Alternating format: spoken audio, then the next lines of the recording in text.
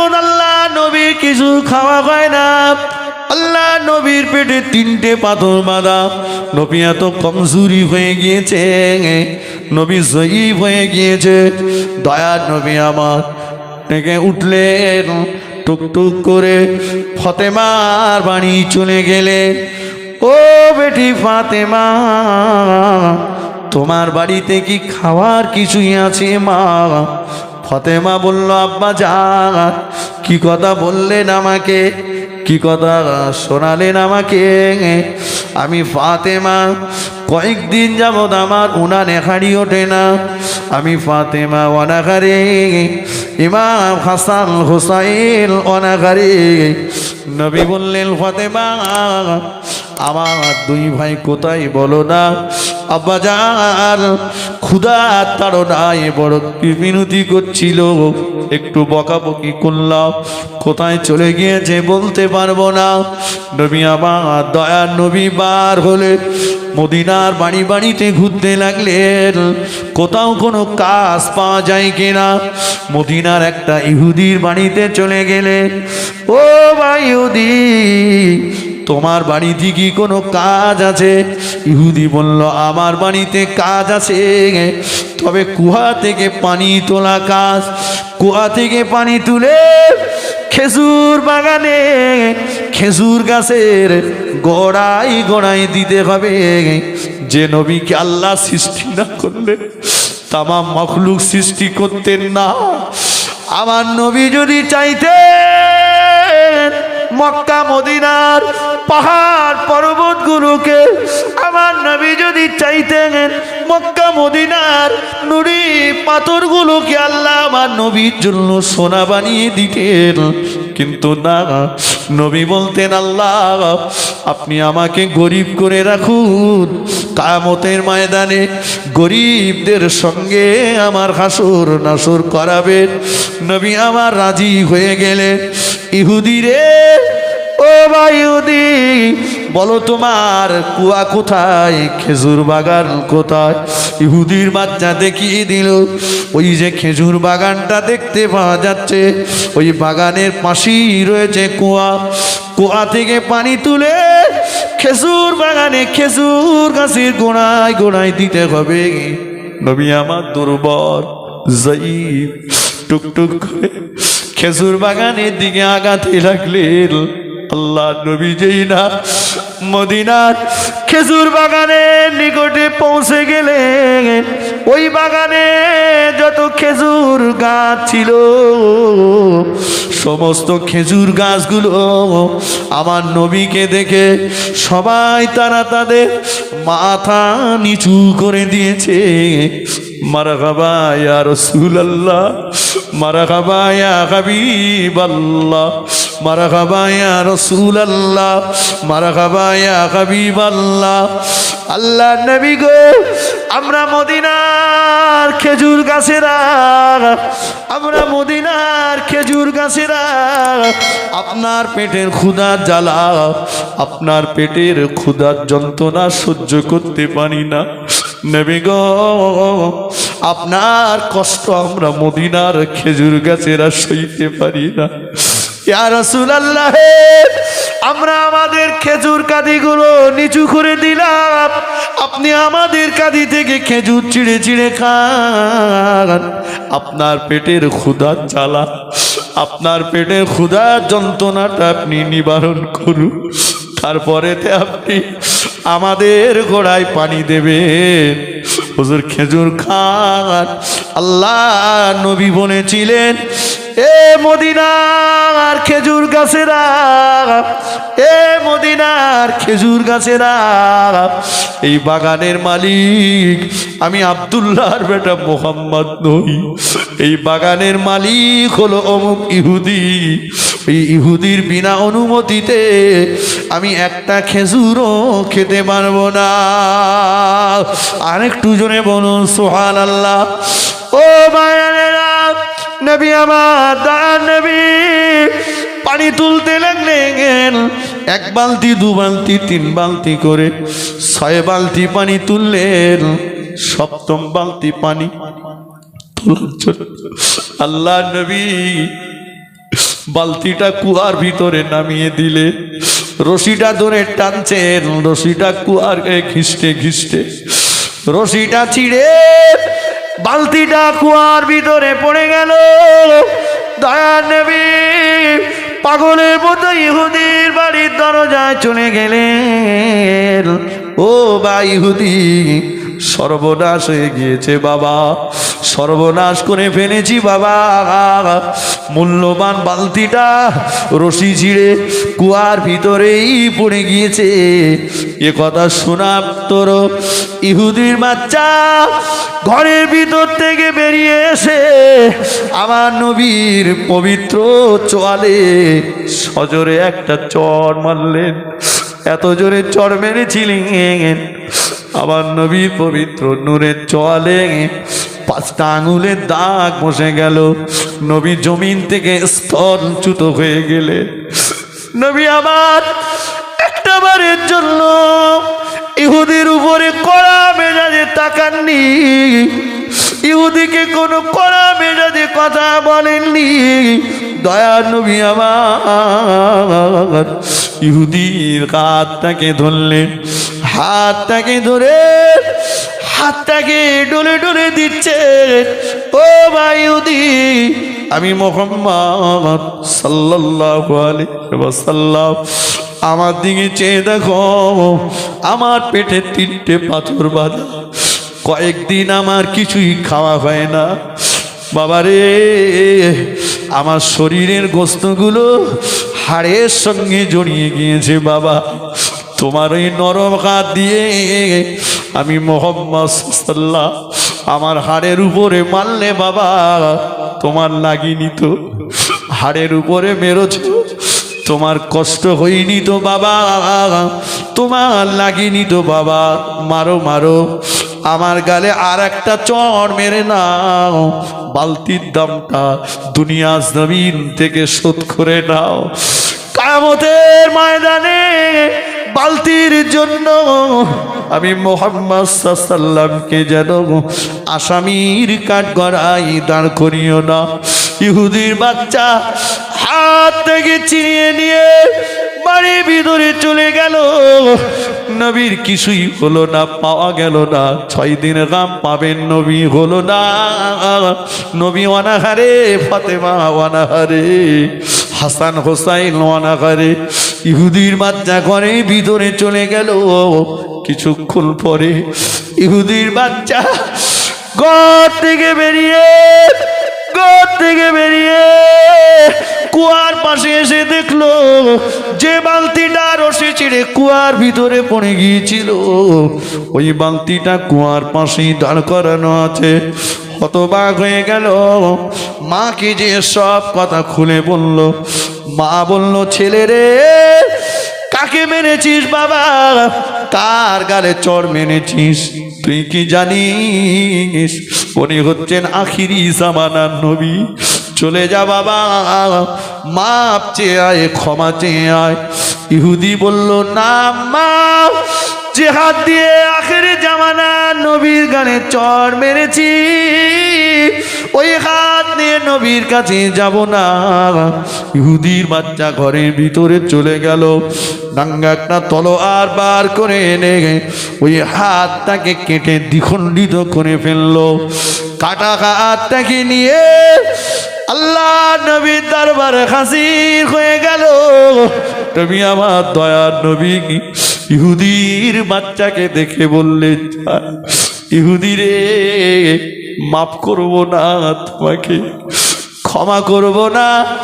ও ভাই ইহুদি, কি সর্বনাশ করলে বাবা? যাও, তোমাকে মাফ করব না, ক্ষমা করব না, যতক্ষণ না পর্যন্ত ওই কাটা হাতটাকে আমি রাসূলুল্লাহ দরবারে না নিয়ে আসবে। ইহুদির বাচ্চা ছুটে ছুটে যে কাটা হাতটা নিয়ে আল্লাহ নবীর দরবারে হাজির হয়ে গেল। নবী আমার দয়ার নবী হাতটাকে হাতের পাশে রেখে দিয়ে বললে, ওরে হাত, আল্লাহর হুকুমে জোড়া লেগে যা। হাতটা জোড়া লেগে গেল। দয়া নবী বললেন, যাও বাবা ইহুদি, আমি রাসূলুল্লাহ আল্লাহর রাস্তে তোমাকে ক্ষমা করে দিলাম। ইহুদির বাচ্চা বলল, ইয়া রাসূলুল্লাহ, চার গালে চর মারলাম, একটা কথাও আমার উপরে কড়া মেজাজে বলল না, আমার দিকে তাকালো না, কড়া মেজাজে হাতটাকে কেটে ফেললাম, যে কাটা হাতটা জোড়া লাগিয়ে দিল। ইয়া রাসূলুল্লাহ, আজকে ওই নবীর দরবার থেকে খালি হাতে ফিরে যাব না। হুজুর আপনার নূরের হাতটাকে বাড়িয়ে দেন, আমার হাতটাকে ধরে ইমানের কলেমা পড়িয়ে আপনি আমাকে মুসলমান করে দেন। আর একটু জোরে বলুন সুবহানাল্লাহ, আল্লাহুম্মা সাল্লি আলা।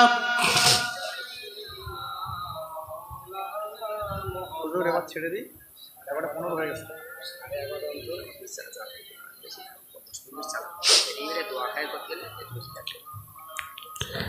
ধন্য গো মা আমিনা, ধন্য গো মা আমিনা, তুমি বিশ্ব নবীর মা, আর তোমার মতো এমন মাঝে আর কেউ হবে না। ধন্য গো মা আমিনা, তুমি বিশ্ব নবীর মা, আর এমন ছেলে রাখলে গর্ভে ও মাতার জোড়া মেলে না। এলো খালি মানিতে ছুটে, এলো খালি মানিতে ছুটে নবী মুহাম্মদ, আর মায়ের কোলে বসে আছে ও সে পূর্ণিমারি চাঁদ। এই জানি আমি রাসূলুল্লাহ, জানি আমি রাসূলুল্লাহ, নেই কো ভুবনে,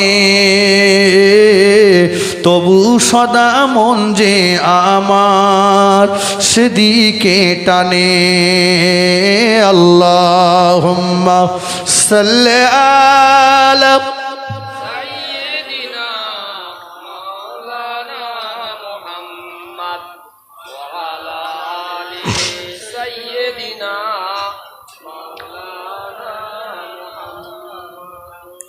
আমার ভাই বাবাজিরা। তাহলে একদিকে ওই চার পেয়ে জন্তু জানোয়ারেরা আমার নবীকে চিনেছে, গাছেরা আমার নবীকে চিনেছে, কিন্তু মানুষ নবীকে কষ্ট দিয়েছে। ফিরবি এটাও মনে রাখবেন, রাসূল ক্ষমা করেছে তাকে, ঠিক কিনা? আমাদের ভিতরে নেই ক্ষমা, ত্যাগ, আমাদের ভিতরে শুধু প্রতিশোধের আগুন দাউ দাউ করে চলছে। বদলা নেব, প্রতিশোধ নেব, এটাই আমাদের ভিতরে বেশি। ফিরে আসুন। মনে আছে আমার কথা, হালিমাতুস সাদিয়ার ঘর থেকে রাসূলুল্লাহ ভাইয়ের পাশে দাঁড়ালেন, ঠিক কিনা? আসুন, রাসূল পাক সাল্লাল্লাহু আলাইহি ওয়াসাল্লাম আল্লাহ তাকে কি নিয়ামত করেছিলেন। মদিনার একটা রমণী আসছেন, ইয়া রাসূলুল্লাহ, আমার এই বাচ্চাটা ছোট্ট দুধের বাচ্চা, আমার স্তনের দুধ শুকিয়ে গেছে হুজুর, বাচ্চাটা খুব কষ্ট পাচ্ছে, আমার বাড়িতে কিছুই নাই খাবার, আমি ওই বাচ্চাটার কান্না থামাতে পারছি না। আল্লাহ নবী বললেন, ওগো মদিনা রমণী, ও মা মদিনা রমণী, বাচ্চাটাকে আমার কোলে দাও। মদিনা রমণীর কোল থেকে রাসূলুল্লাহ বাচ্চাটাকে নিলেন। দয়ার নবী জিহ্বা মোবারকটা বাচ্চাটার মুখের ভিতরে লাগিয়ে দিলেন। মাসুম বাচ্চাটা আল্লাহ নবীর মোবারক জিহ্বাটা চুকচুক চুকচুক করে চুষতে লাগলেন। যেই বাচ্চাটা চোষা বন্ধ করে দিলে, দয়ার নবী মোবারক জিহুবাটা বার করলেন, বাচ্চাটাকে নিয়ে মদিনা রমণীর কোলে তুলে দিলেন। ও মা মদিনা রমণী, আমি আল্লাহ নবী বলছি 3 দিন পর্যন্ত তোমার বাচ্চা আর ক্ষুধার জন্য কাঁদবে না। জোরে হয় না? নবীর মুখের লালা। ওই গারে সুরে আবু বকর হুজুরের পায়ে সাপ কামড়েছিল, রসুল লালা বার করে দিয়েছিলেন, আবু বকরের জ্বালা যন্ত্রণা ঠান্ডা হয়ে গেল, সাপের বিষ পানি হয়ে গেল। জোরে বলুন। নবী আমাদের মতো মনে হচ্ছে? কথা বলেন। ও মায়েরা, আল্লাহ নবী মাঝে মাঝে মাঝে মাঝে পেয়ালায় করে পেশাব করে খাটের নিচেতে রেখে দিতেন। একদিন আল্লাহ নবী সকালবেলা উঠে উম্মে আয়মানকে বললেন, ও উম্মে আয়মান, আমার পেশাবগুলো বাইরে ফেলে দাও। উম্মে আয়মান বলল, ইয়া রাসূলুল্লাহ, আমার রাত্রে বড় পানি পিপাসা লেগেছিল, আমি ওগুলো পানি মনে করে খেয়ে ফেলেছি। খেয়ে ফেলাটা একরকম জিনিস, আর পানি মনে করাটা আর একরকম জিনিস। পানি মনে করেছে মানে গন্ধ ছিল। কথা বলেন। যিনি ওই নবীকে বড় ভাই বলছেন, তিনি পেশাব করলে গন্ধ থাকবে?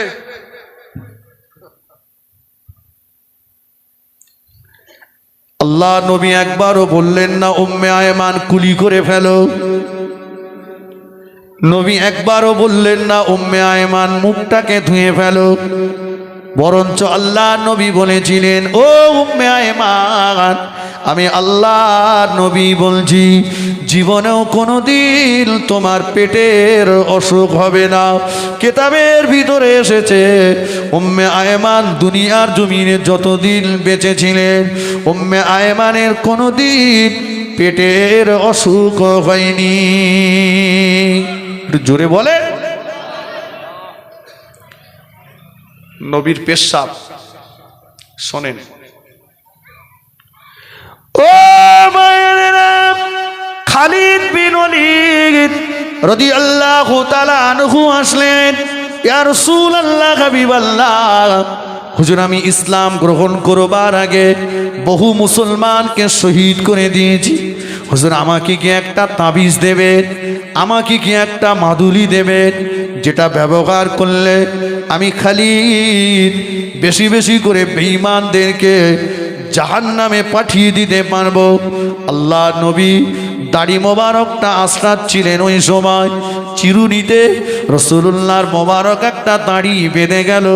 আল্লাহ নবী ওই মোবারক দাড়িটা নিয়ে খালিদ বিন ওলীদকে বলেছিলেন, ও খালিদ বিন ওলীদ, আমার এই দাড়িটা তোমার পাগড়িতে ধারণ করে রাখবে, যাও এটা রেখে দেবে। খালিদ বিন ওলীদ বলেন, আল্লাহ নবীর দেওয়া মোবারক দাড়িটা আমি আমার পাগড়িতে ধারণ করে রেখেছিলাম। জীবনে যতদিন আমার মাথায় পাগড়ি ছিল, আমি খালিদ কোনো যুদ্ধে পরাজয় বরণ করিনি। আর একটু জোরে বলুন সুবহানাল্লাহ। নবীর দাড়ি। ও হযরত আবু হুরায়রা রাদিয়াল্লাহু তাআলা আনহু, আল্লাহ নবী একদিন আবু হুরায়রাকে ডাকলেন, আবু হুরায়রা, যাও একটু রুটি রুজির জন্য বাইরে বার হয়ে যাও। আবু হুরায়রা বলল, না ইয়া রাসূলুল্লাহ, রুটি রুজির জন্য আমি বাইরে যাব না, আমি আপনার দরবার ছেড়ে যাব না। নবী বললেন, কেন আবু হুরায়রা? আবু হুরায়রা বলল, ইয়া রাসূলুল্লাহ, যেতে পারি আমি, তবে শর্ত হলো যতক্ষণ আপনার দরবারে ফিরে না আসবো, আপনার জবান দিয়ে কোনো কথা বার করলে হবে না। কেননা ইয়া রাসূলুল্লাহ, আমি আবু হুরায়রা চলে যাব, আপনার জবান দিয়ে কোনো মূল্যবান কথা বার হয়ে যাবে, আমি আবু হুরায়রা আমার শোনা হবে না। ইয়া রাসূলুল্লাহ, ইয়া হাবিবাল্লাহ, আবু হুরায়রার কাছে খাবারের চাইতে আপনার মূল্যবান ওয়াজ নসিহতের মর্যাদাটা অনেক বেশি। আর একটু জোরে বলুন সুবহানাল্লাহ। সবচাইতে বেশি হাদিস আবু হুরায়রা রাদিয়াল্লাহু আনহু বর্ণনা করেছেন। ও মায়েরা, আল্লাহ নবী একদিন আবু হুরায়রা রাদিয়াল্লাহু তাআলা আনহুকে ডাকলেন। আবু হুরায়রাকে ডেকে নবী আবু হুরায়রাকে একটা তবিল দিলেন। তবিল আর এক মুঠো খেজুর নিয়ে তবিলের ভিতরে দিয়ে বললেন, ও বাবা আবু হুরায়রা, যখন তোমার ক্ষুধা লাগবে তবিলের ভিতরে বিসমিল্লাহ শরীফ পড়ে হাত দেবে, খেজুর বার করে করে খাবে, তবিলটা যেন কোনোদিন উল্টো করে ছাড়া পারবে না। আবু হুরায়রা বলে, মনে মনে ভাবছিলাম এক মুঠো খেজুর কদিন বা হতে পারে। ও নবী সাহাবীরা, আল্লাহ নবীর দেওয়া তবিলটা আবু হুরায়রার কাছে একটা দুটো দিন নয়, একটা দুটো মাস নয়, একটা দুটো বছর নয়, আমি আবু হুরায়রা আমার কাছে আল্লাহ নবীর দেওয়া ওই তবিলটা 12টা বছর ছিল। 12টা বছরের ভিতরে যখনই আমার ক্ষুধা লেগেছে হাত দিয়েছি, খেজুর খেয়েছি। 12টা বছরের ভিতরে কোনো দিন তবিলের খেজুর কম হতে দেখিনি। জোরে হবে না? বড় ভাইয়ের মতো মনে হচ্ছে কথা বলে? এখনো হয়নি? ও মায়েরা, আল্লাহ নবী বেটি ফাতেমার বাড়িতে গেলেন। ফাতেমার বাড়িতে যে দেখেন ফাতেমাতুজ জাহরা রাদিয়াল্লাহু তাআলা আনহা রুটি বেলছে। আল্লাহ নবী বললেন, মা ফাতেমা, আমার কাছে দাও মা, আমি রুটি বেলে দিচ্ছি, তুমি রুটি ছেঁকে নাও। আহ, নবী মেয়েকে ভালোবাসতেন, আমরা ভালোবাসি তো? কথা বলে না কেন খোদা? আল্লাহু আকবার। বাচ্চা গর্ভে আসার আগের থেকে তাবিজ করতে বলতেছেন ছেলে হয়, ছেলে হয়। মেয়ে হয়েছে মনমতি খারাপ, কথা বুঝলেননি? হ্যাঁ, গিন্নির উপরে অত্যাচার চলছে, শ্বশুর শাশুড়ি ননদ সবাই মিলে, ছেলে হয়নি বলে। আল্লাহ রসুল বললেন, ইন্নী উহিব্বুস সালাসা, আমি 3টে জিনিস পছন্দ করি, ভালোবাসি। আত্তিবা, খুশবু আতর ভালোবাসি। আর নিসাগা, নারী জাতকে ভালোবাসি।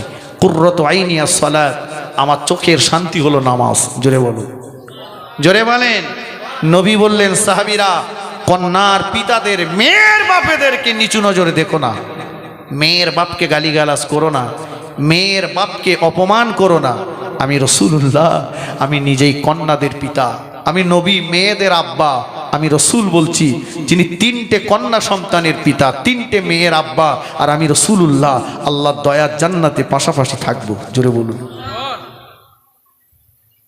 নবী মেয়ের বাড়িতে যেতেন ঘন ঘন, মসজিদে নববীতে সময় পেলেই ফাতেমার বাড়ি যেতেন, ফাতেমার বাড়ি যেতেন। এখন বাপের আর মেয়ের বাড়ি যাওয়ার মুখ নেই, কথা বোঝেননি? যায় না, পাকা মাল, চুপ করে বসে রয়েছে। যাবে কি করে? জমি যা ছিল সব ছেলেকে লিখে দিয়েছে, মেয়েটার দেইলি, বুঝলেননি? বলতেছে, এবার যাবো, নিয়ত করিস খোকা। কোথায় যাবা চাচা? তাহলে তুই বড় ছেলে পাঠাচ্ছে, এইবার যাবো খোকা, ওই পশ্চিমের দিক যাওয়া। কি করতে যাওয়া চাচা? তুমি যে বলবা সালাতু ওয়াসসালামু আলাইকা ইয়া রাসূলুল্লাহ, নবীর মাজার থেকে তুমি সালামের জবাব পাবে। আমার নবী কি মেয়েকে কাঁদিয়ে কবরে গেছে না হাসিয়ে গেছে? কথা বলেন। এ কথা বলতে গেলে আমার আওয়াজ বাড়বে, ওদিক যাব না। নবী কাঁদিয়ে গেছে না হাসিয়ে গেছে? আওয়াজ বেড়ে যাবে, ওদিক যাব না। ফিরে আসুন।